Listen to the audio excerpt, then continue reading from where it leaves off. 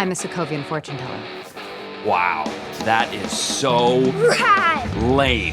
WandaVision has gone from strength to strength with each new episode, and that trend certainly doesn't stop with episode 6. While it may not have a surprise up its sleeve as outlandish as last week's unexpected visitor, episode 6 returns to the uneasy mystery vibes of earlier chapters for quieter but no less spectacular effect.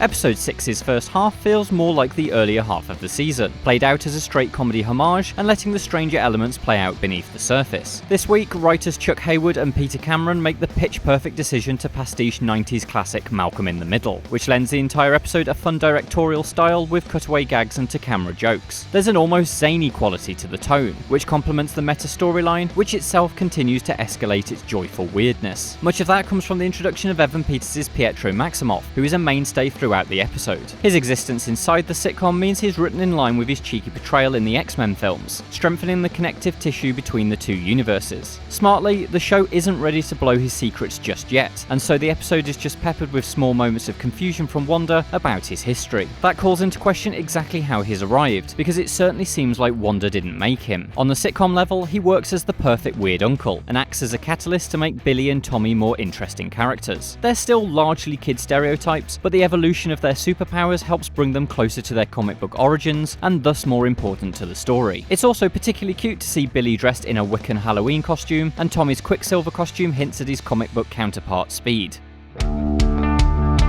The Halloween setting of the episode also finally gives us our first ever look at Wanda as the Scarlet Witch. Well, sort of. Her Sokovian fortune teller costume is, naturally, based on the classic comic look, and Vision gets a similar set of threads. These comic ties are mirrored in the more serious moments too. During a heart-to-heart with her brother, Wanda explains how she doesn't know how she made Westview, but just remembers feeling completely alone in endless nothingness. While we know in the context of the show this is due to the death of Vision, this is a neat adaptation of the darkness that Scarlet Witch deals with in the comics during the years leading to events such as Avengers Disassembled and House of M. On the subject of the death of Vision, this episode sees our favourite Synthozoid play detective following his fight with Wanda. There's an almost X-Files vibe to Vision's story this week, as he cuts loose from his family to try and uncover exactly what's going on. This produces some of the show's most unsettling imagery as he reaches the edge of town. A crying woman hanging decorations is particularly eerie, but his meeting with Agnes, in which she finally breaks character and reveals that he is dead, is the hammer that truly cracks Vision's understanding of the world. Episode 5's standoff between Wanda and Sword on the edge of the Hex is neatly mirrored as Vision breaks through to the other side. But where Wanda's scene was confrontational, demonstrating her defensive headspace, Vision's scene is all about compassion. Rather than attempting to escape, he pleads with Sword for them to help the people trapped in Westview. As if that wasn't sad enough, Vision begins to flake and splinter as his dead body breaks down outside of the illusion. The effect parallels that of Thanos' snap, which is effectively the MCU's signifier of fragile mortality these days.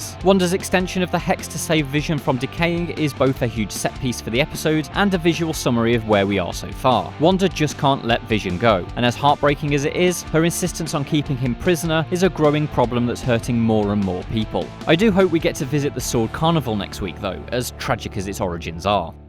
Don't use the last 5 years as an excuse to be a coward.